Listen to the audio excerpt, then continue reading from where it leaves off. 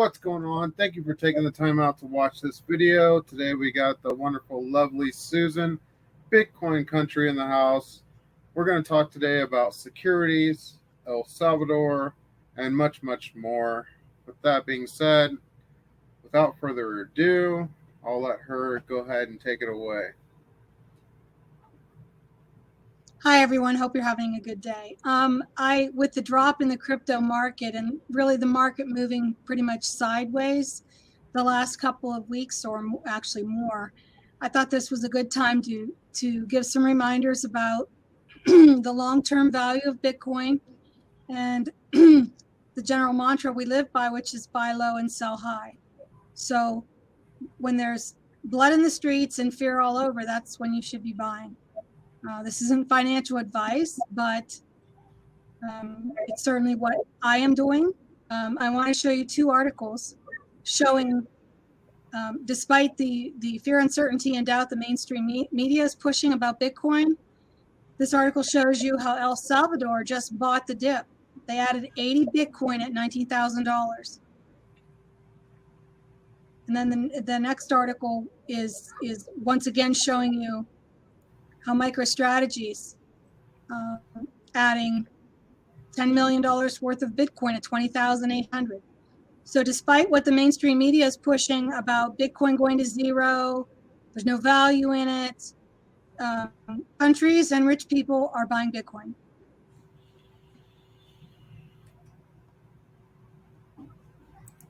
And that's absolutely right. The whales are buying the dip.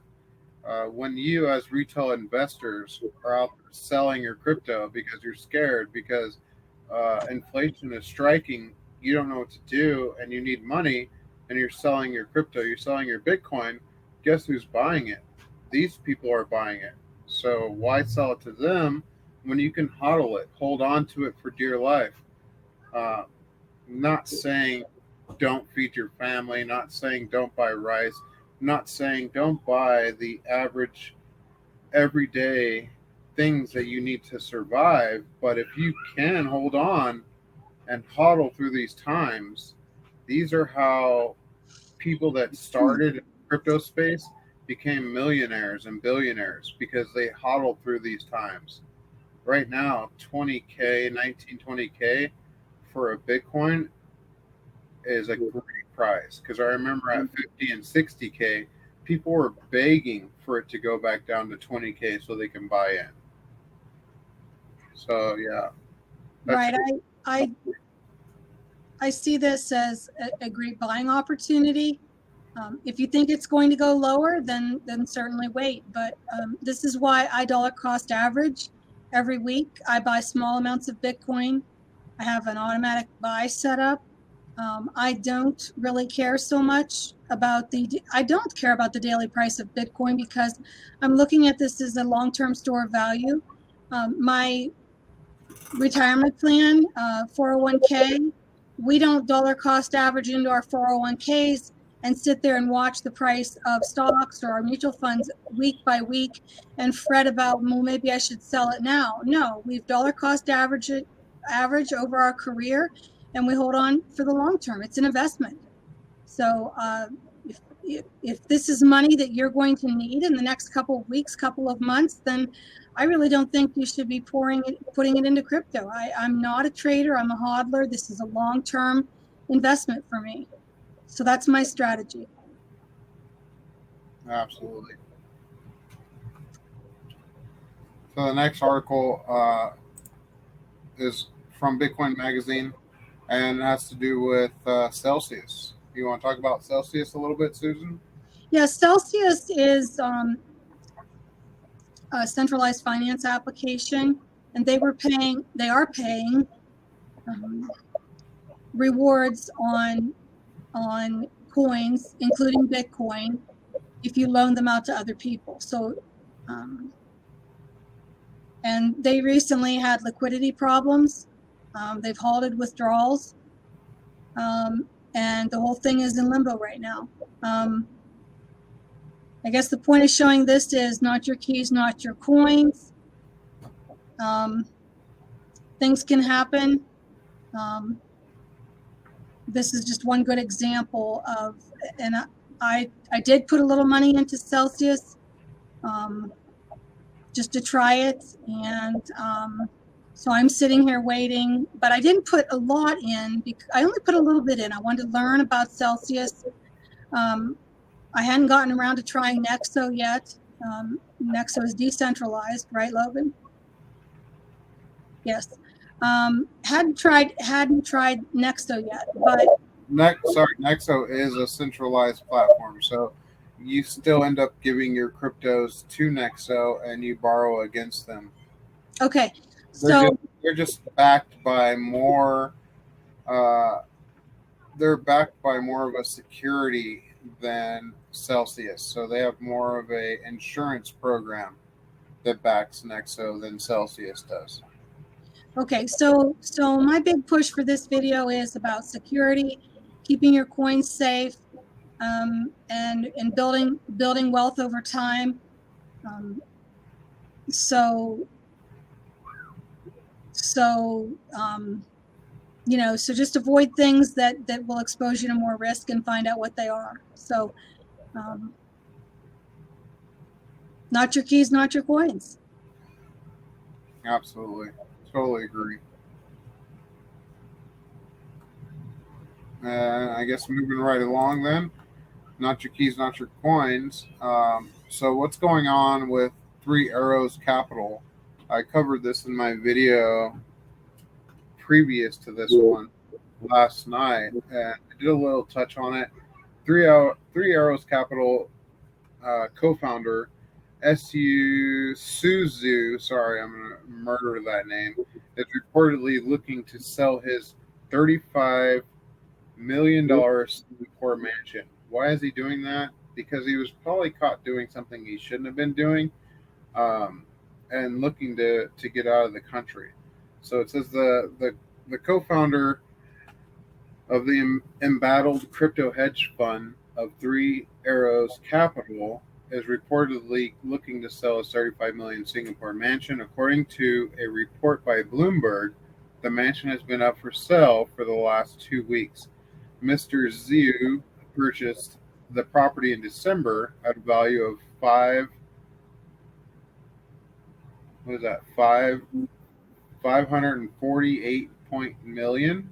No, it says 35 million in parentheses. Oh, okay. 48.8 must be their local currency. Yeah. The mansion is currently held under a trust belonging to one of his children. So why would a person like this do that? So a person like this would do that because they got too far ahead of themselves. They got the feel of greed, of self-indulgence, of what we do not want in the crypto market. Now, could this be FUD coming out of Bloomberg? Absolutely. Could it not be true? Absolutely. Could it be true? Absolutely. This is why you need to do your own research and figure out where you're putting your cryptos, where you're putting your assets. What are you doing with your own currency or your own finances in order to protect yourself? And that's what this video is all about: how to protect yourself, how to protect your wealth in these times, days, and ages. Because if you're putting your wealth into someone like this, and this is all true, then you're not doing your research right. So go up above. Did you notice it says a verified right there? Verified source has confirmed that he's originally trying to sell his $35 million house in Singapore, currently held in his son's trust. He is requesting the funds to be transferred to a bank account in Dubai and has no intention of paying creditors with the proceeds from the sale. yeah, and that can be looked at 2 different ways. FUD, or it could be looked at as, okay, good, let's get this person out of our crypto market, our Bitcoin market, because we want Bitcoin to be a sovereignty / freedom / no more corruption market, to where we don't want people like this, if this is true, dealing in this type of space. We want it to be trustworthy. We want it to be sovereign. We want it to be freedom. And that's the whole purpose of why we got into cryptos in the first place. Right, but you see that next statement, liquidators are trying to seize properties owned by Three Arrows Capital co-founders. So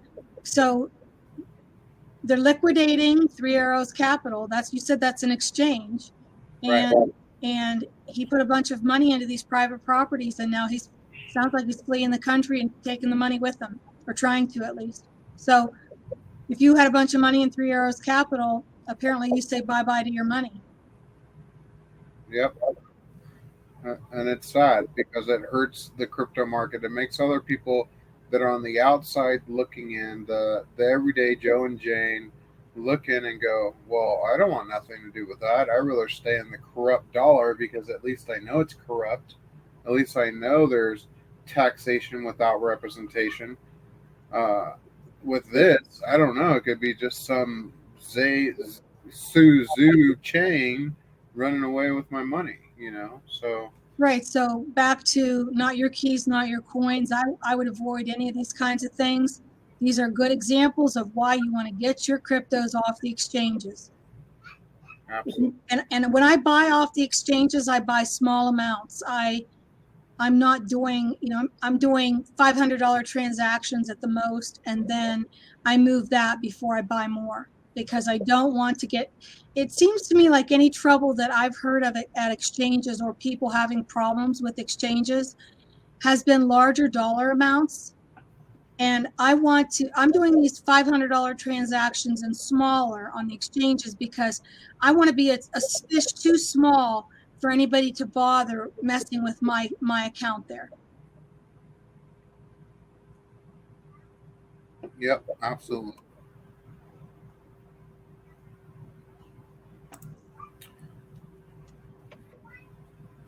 I totally agree. So moving on to the next topic, we have self custody is key during extreme market conditions. Here's why experts say. So it says self custody is what crypto was built for. While bear markets are nothing new to Bitcoin and other cryptocurrency industries, executives say the ongoing crisis of cryptocurrency is lending and associated crypto market decline once again confirms the importance of self custody or the true ownership of crypto by its holder, according to several industry experts. In June, the cryptocurrency market capitalization plummeted below the 1 trillion mark, with Bitcoin nearing its worst monthly losses since 2011. It remains to be seen whether crypto lending would survive the current crypto winter or not. So, I mean, with this article, it just basically tells you to self custody your own cryptos, put them in your own possession. When you're in a bear market, when you're in a bull market, when you're in any type of market, you want to have your hodl bag and you want to be diversified. You don't want to have all your cryptos in one basket. You don't want to have your uh, cryptos on all kinds of exchanges unless you're a trader. If you're a And trader, I wouldn't even have it all in one wallet. I would have multiple wallets. right? So if you're trading, you want to use a few trading platforms, and you're going to be doing day trading, night trading. You're going to stay on top of it. So self custodying your crypto means for long term. This is not a get rich Ponzi scheme like the MSM wants you to believe.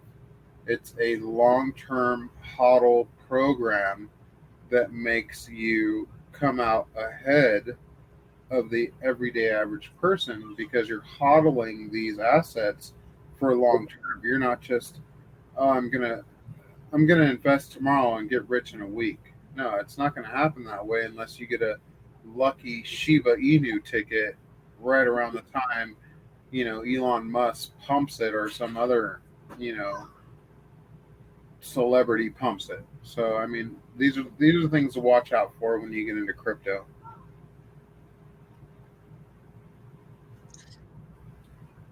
Right. And so I don't, know how many of our viewers need to hear this or aren't aware, but in your mutual fund accounts, for example, you don't own shares of those. And so you don't hold a stock certificate. Even if your portfolio is just a stock portfolio, you don't actually own the shares. So you don't hold it. You don't hold it unless you have the share certificates. And stocks are what they call rehypothecated. So they're used over and over again, and not everything, not your keys, not your coins. I mean, if you have dollars or gold and silver in your in a vault, a box, a safety deposit box at the bank, you don't own it. You think you do, but if the bank has a bail-in, they are allowed to take everything that's in those boxes to stay solvent. So it's really what I consider smoke and mirrors. Yeah, when everything's going good, for 95 out of the last 100 years, maybe that works okay. But then when you get into a lot of turmoil in times like we're living through now, your risk is going way up. I wouldn't keep anything in a safety deposit box. Likewise, I keep very little money in my bank account. I keep enough to pay my bills for a couple of months, and that's it. So, do you hold cash or gold, silver, or what do you do in times like this where we know we have shortages, we have gas inflation, we have fiat currency dying, we have CBDCs on the rise? How do you educate your viewers or our viewers on how to be prepared and not scared for what's coming? I hold tangible assets, anything you can hold in your hand. I kept a piece of property when I sold my house, so I have acreage that I kept. That's holding wealth outside the banking system. Granted, the property is not worth a whole lot, but it's still keeping some of my wealth outside the banking system. I have a pantry and I have a couple freezers, so I have enough. I have enough food for probably almost a year if it really came down to it. I've bought things that I know I'm going to need in the next year, because like oil for my car and the filters, same for my tractor. Um, I've been accumulating tangible assets. I whether it's gold and silver or things that you're going to need in the next year or two. If there are things that you absolutely are going to use, like I just went and got more blue jeans and socks and underwear because I know I'm going to need them. I might as well get them now while they're still available on the shelf. And I've got them sitting on the shelf there, and when I need them, I have them. So spreading your risk out means different asset classes. Some of our investments, and some of them are to be prepared for if we do go into food shortages. We certainly, from the way all the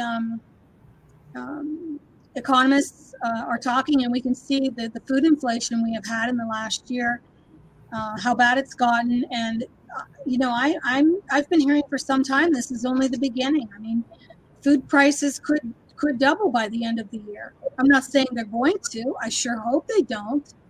But I think before we get out of this financial mess we're in, we're going to be shocked. We are going to be absolutely shocked what the price of food and other things are going to go up to.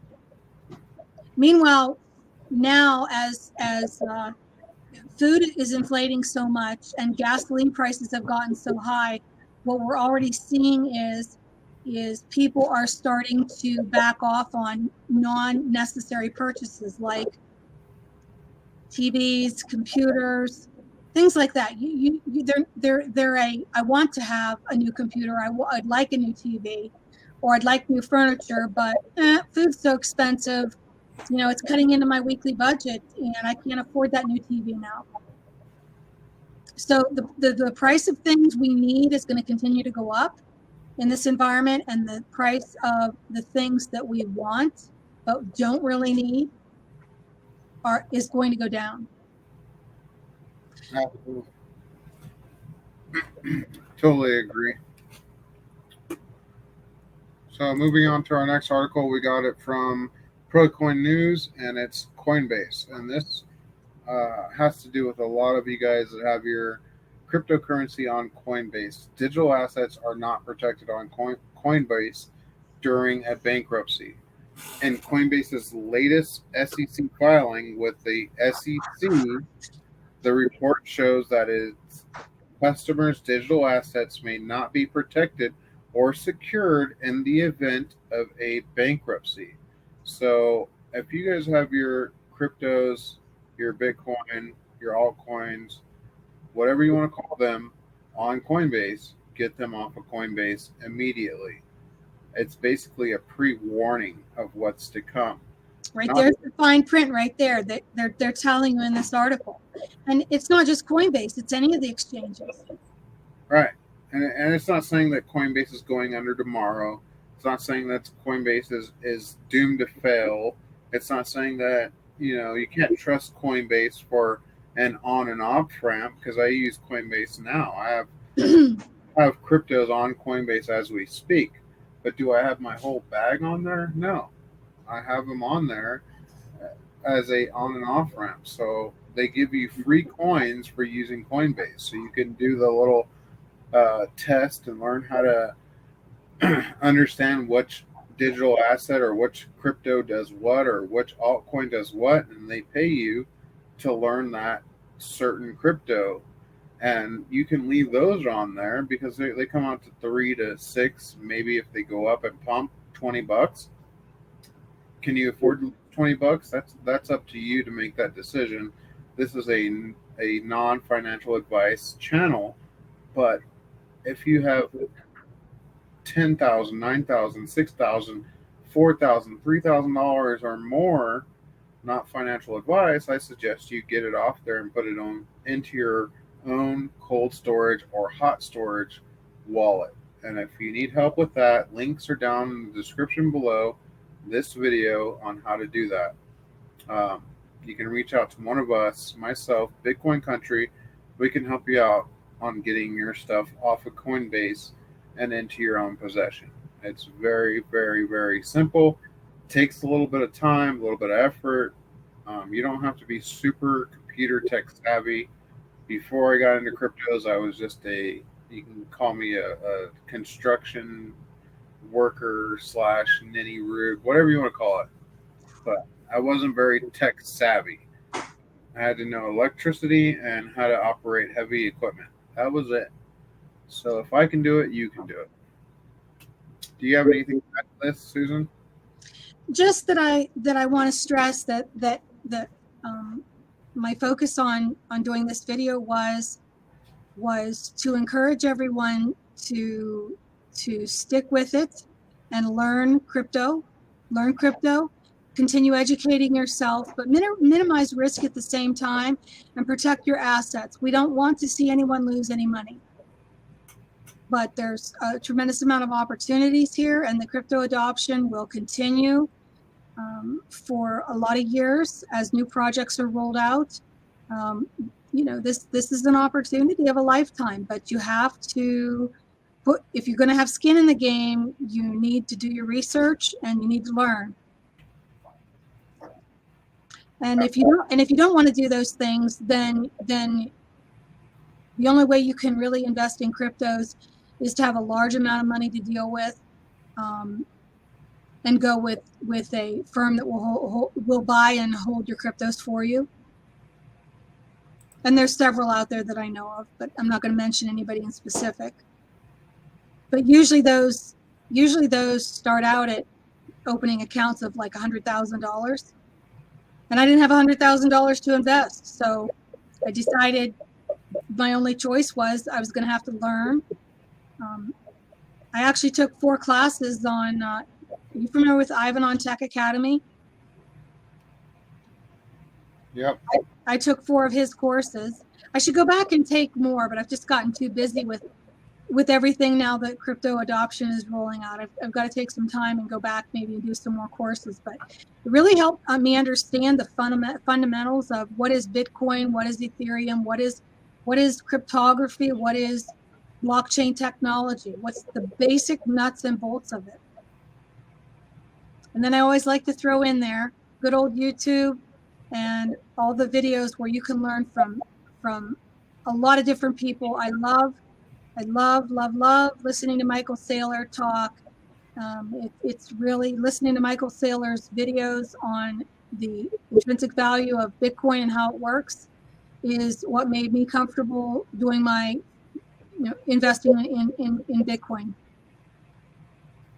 Absolutely. You need to understand what you're doing to minimize your risk. You need to know what you're doing. You need to learn, and there's a lot of free resources out there. Yep. And then you can also go take your BPA course. Is that what it is? Yeah. Or yeah, Bitcoin certified course. And there's a couple classes you can take doing that as well. So the next topic we got is 6 reasons to withdraw your Bitcoin from exchanges. We kind of went over that already.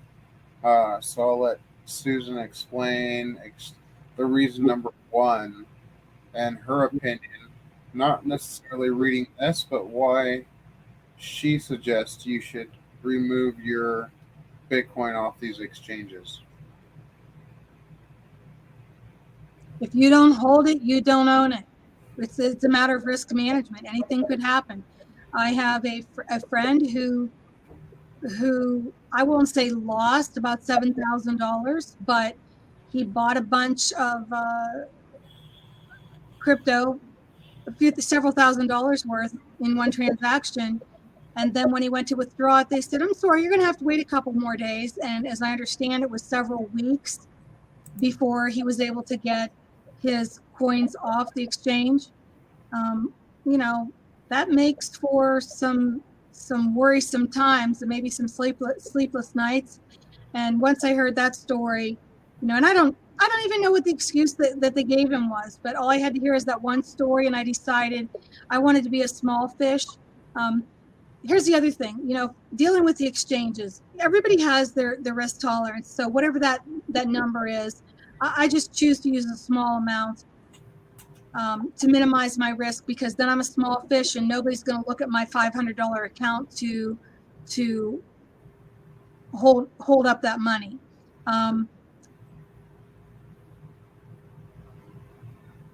What was I going to say? I'm drawing a total blank. Sorry. Yeah, just the gold and the silver people will tell you the same thing. If you don't hold it, you don't own it. I would tell you the same thing applies for food right now. If you own contracts on the commodities exchange, you have no guarantee you're going to get those commodities. If you want to know you're going to have food for the next 6 months, the next 8 months, the next year, you better hold it. Right.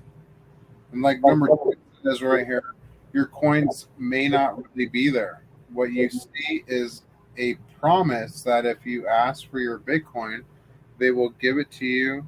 But if the exchange gets hacked, or if the CEO fakes his death and takes the private keys, or if the government steps in, all your coins could go bye-bye. And that sits home to your heart. You don't want your hard-earned assets, your hard-earned crypto going bye-bye because you failed to become your own bank. Crypto is all about, and Bitcoin is all about becoming your own bank. Bank the unbanked and becoming your own bank. So you don't have to worry about going to the bank and asking them for $20,000 or $10,000 to go on a vacation, and they tell you, well, what do you need it for? Well, I need it to go on what does it matter? It's my money. Well, we don't have it. You got to wait till Thursday. So wait, I got to cancel my flights, cancel my airfare, cancel my rent a car, cancel all these things because you don't have my money that you told that is supposed to be in these banks. And that's what crypto is all about, fixing that problem. I'm sick and tired of going to these banks And when you have a check, say it's from the government, say it's from your work, say it's from anywhere that belongs to you, it's written your name. You're not, you're not criminal. You're not any of these things. But yet they go, we got to put a 7-day hold on it. For what? And that's what Bitcoin solves. And that's what they don't like. Because while they're putting a hold on your check saying that they don't have it, guess what they're really doing? They have it and they're investing it for those 7 days and tripling, quadrupling it because they know where to put it in. So they steal it from you, say they don't have it for 7 days, and they're investing it, doubling it. So now they have double your money and then giving you your return on your investment, basically, and saying, okay, well, we have it now. Thanks for letting us double your money. You can have your money and go. You passed all of our get out of jail free cards and and our tests. So here's your money. And that's where Bitcoin solves this problem. And that's what they're really afraid of.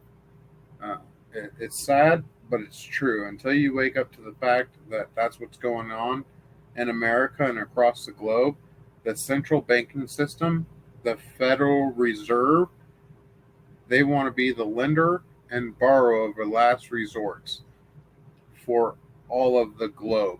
They who control the money, the water, the food controls the people, the world. So if you stop them with Bitcoin and becoming your own bank, you don't have to worry about any of that.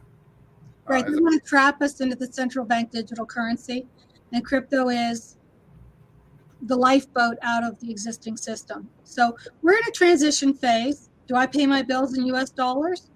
Most all of them, yes. I'm working on learning how to transition into living off of crypto. I'm learning just like everyone else is. We're all at different phases. I know at least 2 people who live totally off of crypto. I'm just not there yet. I'm working on it, but I've got to learn, and I've got to learn how to minimize risk. So there's no rush. It's just do something every day to learn about crypto and learn how to protect your wealth. Yep. And there's so many apps and programs out there where you can pay your mortgage. You can pay. The other day, I went out and bought a birthday gift, and other things off of a fold card where I earn sats for everything that I purchased. And then you have a Litecoin card where you can use Litecoin to pay for your bills.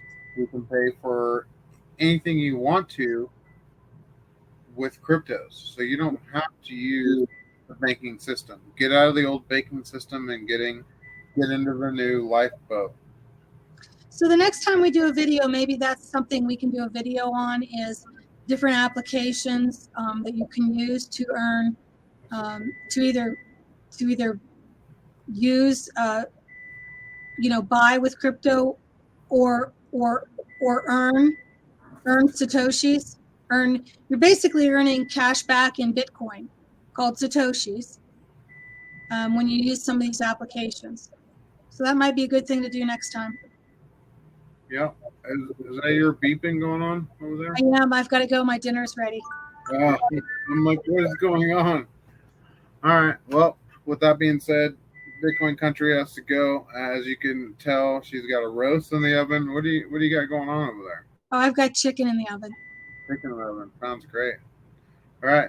Well, thank you guys for watching. If you got anything out of the video, smash the likes, hit the subscribe button. Leave a comment down below. Let us know what you think, what you want to see in the next video. I try to get Bitcoin Country on at least every Friday, once a month, once a week, as much as I can. And if you have questions for her, you can reach out to her at Bitcoin Country. She has her own YouTube channel, or you can reach out to me and I'll reach out to her. And with that being said, anything else you want to throw in there while your buzzer's going off? No, you can also contact me on Twitter. Alrighty. Well, thank you for watching. Take care. God bless, and everybody have a happy 4th of July. Be safe. Don't blow off too many fingers or too many toes. and enjoy yourself. Spend time with your family. The markets are rough, they're down, but all of the markets globally. So when in doubt, zoom out and just take it slow and always protect your crypto.